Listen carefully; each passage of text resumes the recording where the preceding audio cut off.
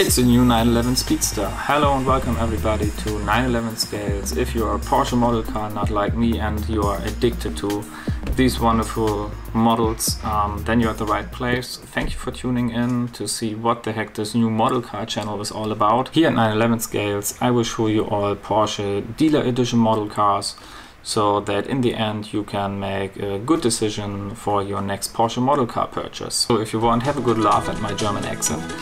And at the end of my review I will give these models scores. So I took a bit of inspiration from Dr. Muro, who does this wonderful score thing with his real car reviews. So in the end I will rank them by price, quality, details, significance and rarity. I think this represents what you are looking for at the model car purchase quite well.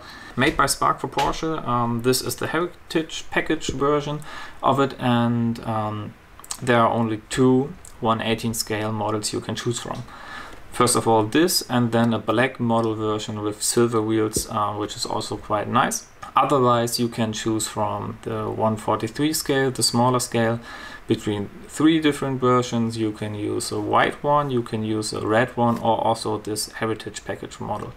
Prices are for the 1/18 scales are 249 euros here in Germany at your local Porsche dealer, or for the smaller scale 59 euros. Last thing to add before I show you the model in detail is that this is a limited edition. It says it here on the box, but there is not a number on the bottom plate as usual, which would be situated here. So this could be a good or bad thing depending on your preferences. So, but now I can show you around the details of this model, giving you a few impressions why you should add this model to your collection or why you should skip it. Starting here at the back, exhaust, the lights are really well done, I think. They are spot on, there aren't any defects, the edges are always sharp, which is a good thing. Looking at the side you can see again golden writing Speedster here. You'll see the huge 70, which I'm personally am not so fond of. It's celebrating 70 years of Porsche. What I also would criticize on this model is the width of the tires. They are a bit big, I think, here. It's the usual problem with scale model cars. I think it's just hard to produce better tires. Also very well done are the brakes. The drilled disc brakes here with the black calipers and the Porsche logo here are very well executed, I think. The GT wheels look also really good. Special thing I like about the brakes, they look like they are actually reflecting, which is, I think, a very nice touch. Looking at the front profile, you see the distinctive Heritage Package white silver color combination, which harks back way back to the 50s of Porsche. Again, the 70 on the bonnet. I think it would look much better without it, but that's a Heritage Package nonetheless. The Speedster uses the same front as the GT3, so you have this bigger arches here, bigger air vents here, and the daytime running lights in another order than the other 911s. Getting to the interior of the 911 Speedster, you see the special seats and this lovely little golden plaque here to celebrate 70 years of Porsche. I have to say that all 911 Speedsters have this specific plaque, but it's only golden on the Heritage Package versions of them. Also the seat belts are very well executed on this model. The rest of the interior, as you can see, it is of course a manual transmission. You see the center console is very well done. You can even see the levers for the roof. You can see the central cup holder here and the sports steering wheel, the GT steering wheel. It looks very well indeed. Especially I like about this interior is that it's a two-tone. You have this beige brown-ish leather and you have the black leather on top of it. Also, which I think looks really good, is the silver accent here for the cup holders.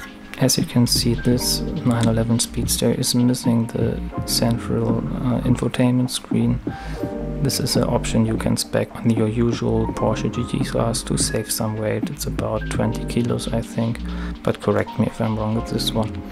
Also nice to see is the central instrument panel, which looks really good, and they even managed to get the classic green rev counter and instruments. Also to notice a sport chrono clock which had the same green layout. Overall, I think the interior is a party piece of this model.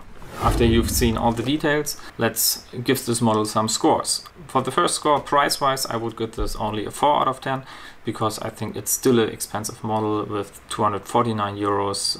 It's a bit cheaper than the usual 299 euros, but yeah, it's still a very expensive model car for your display. Quality on this model is very good. It's made out of resin and it's the usual Spark quality. Only thing I would say is a bit off is the size of the wheels. The rims itself are good, but the width of the tire is a bit too much, I think, especially when you look at the pictures of the real car. Rest is wonderful, gets all the details of the real thing. Quality wise, I would give this a 7 out of 10.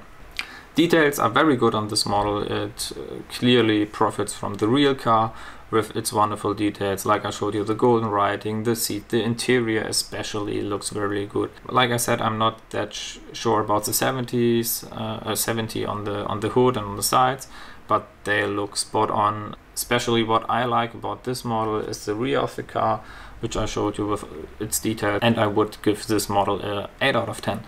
Rarity, it's a limited edition, but it's missing this plaque here. So yeah, I would give this a 7 out of 10 because there are only 2 models to choose from, and I don't think Porsche will produce more of these models. But I could be wrong. Significant, the 911 Speedster is always a very significant car, so this model only comes out with the real car. So we have the 997 Speedster already 8 years ago, and now this Speedster nearly didn't really make it into production, so we can be very happy that it is here, and I think it's extremely significant, and I would give this an 8 out of 10. So let's see what this means for our scoreboard. It's get a 34 out of 50. No idea what this means. Could be high, could be low. It's a solid third place because it's the first review. So let's see how it compares to the next reviews I will publish. Thank you very much for tuning in. I hope you enjoyed this video, this review. I hope you liked the model. If you have any questions, you can ask me here in the comments or head to my Instagram account and ask me there. It would be a pleasure if you tuned in for the next review, and in the meantime you can check out my Instagram account.